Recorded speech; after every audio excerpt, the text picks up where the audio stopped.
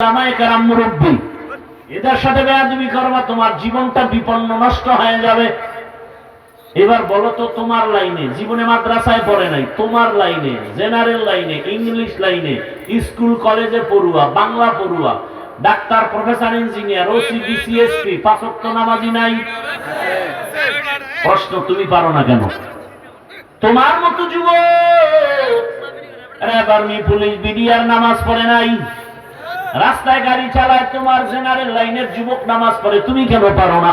তোমার মতো যুবক নদীর মধ্যে মাছ ধরে নামাজ পড়ে, কৃষি কাজ করে নামাজ পড়ে, পর্দার আড়ালের আম্মা জানেরা, বোনেরা, আপনার মতো কত মা কত বোন এই এলাকায় আছে, নামাজ পড়ে, পর্দা করে, হালাল ভাবে চলে, স্বামীর মাল হেফাজত করে, নাই?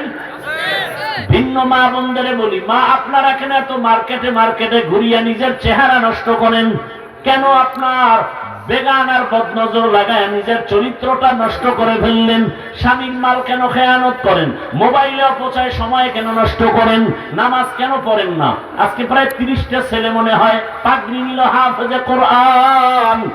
এদের জীবন কত ধন্য, এদের মা বাবার জীবনটা কত আনন্দের। এরে আম্মা জান, আমি আপনাকে বলি না হাফেজ বানান, তবে ডাক্তার বানাবেন, কোরআন পড়নেওয়ালা আদর্শের ডাক্তার বানায় যান, আপনার জীবনও ধন্য হবে, সন্তানের জীবনও ধন্য হবে। প্রফেসর বানাবেন, বেয়াদব নয়, তবে আদর্শবান প্রফেসর, আদর্শবান ডাক্তার বানায় যান, আপনার সন্তানটাকে আদর্শবান ওসি বিসিএসপি বানাবেন। আম্মা জান বলে, হুজুর আমার এখন কেন? হ্যাঁ, আপনাকেই বলছি, কারণ একটা সন্তান ভালো হওয়া না হওয়া মায়ের আদর্শের উপরে নির্ভর করে। গাছ ভালো হলে ফল ভালো হবে, মা বাবার আদর্শ ভালো হলে সন্তান ভালো হবে। তবে তুলনামূলক সন্তান অনুসরণ করে মাকে, কারণ মায়ের কাছে বেশি সময় থাকে, মাকে অনুসরণ করে, বাবা বেশি সময় দিতে পারে না। এরে আম্মা জান, আপনারা তো ওই মা, খাজা মঈনুদ্দিনের মায়ের মতো আপনারাও মা। আপনাদের নারীর পেট থেকেই তো বড় পীর আব্দুল কাদের জিলানী আছেন। এরে আম্মা জান, আপনার মতো মায়ের গর্ভ থেকেই তো এ দুনিয়ায় কত বড় বড় জমিনে সন্তান আছে। ডাক্তার জাকির নায়েক, কে না চিনে তার নাম, কে না জানে? এই যুবক, তোর মতো সারা রাত মোবাইলে আকাম করলে জীবনে ডাক্তারের সুনাম হতো না। আল্লাহ দিছে সম্পদ, নষ্ট করো কেন? যেই মেধা, গোটা দুনিয়াটাকে কন্ট্রোল করবি এক জায়গায় বসে। ডাক্তার হও, গোটা দুনিয়ার মানুষ তোমাকে চিনবে আর ডাকবে, আসো। ইঞ্জিনিয়ার হও, মরিয়া গেল অমর হয়ে থাকবে। কি ভাই, ডাক্তার জাকির নায়েক হোমিওপ্যাথিক ডাক্তার, অথচ কত সুনাম সারা দুনিয়ায়। এটা টাকায় হয় না, ক্ষমতায় হয় না, চরিত্রের কারণে হয়, আল্লাহর মোহাব্বত থাকলে হয়।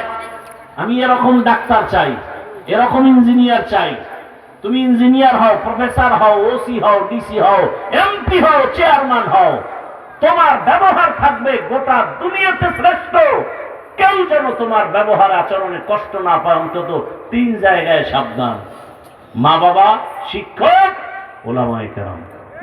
এখানে বেদবি করলে মরার আগে তোমার জিন্দেগি বরবাদ, অবশ্যই, এ কথায় কোনো সন্দেহ নাই। অনুরোধ করে বলছি, তওবা করো।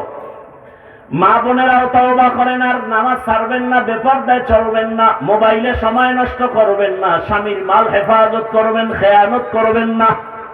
ও যুবক, আর তওবা করো, গুনাহ তো জীবনে কম করো নাই।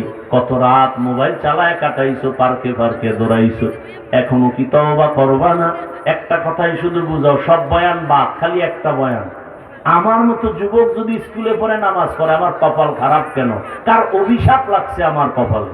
বাস, আর কোনো বয়ান না, খালি একটা কথাই তোমাকে বুঝাও যে আমার মতো যুবক যদি র্যাব, আর্মি, পুলিশ, বিডিআর হয়, ব্যবসায়ী হয়, চাকরিজীবী, নামাজ পড়ে, আমি কেন পারি না?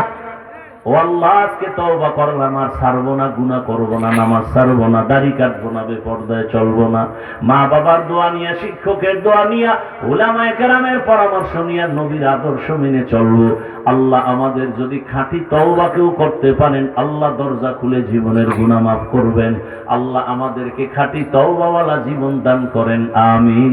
আলহামদুলিল্লাহি রাব্বিল আলামিন, ওয়াসসালাতু ওয়াসসালামু আলা সাইয়্যিদিল আম্বিয়া'i ওয়াল মুরসালিন ওয়া আলা আলিহি ওয়া আসহাবিহি আজমাইন। ইয়া আরহামার রাহিমিন, ইয়া আরহামার রাহিমিন, ইয়া আরহামার রাহিমিন। রব্বির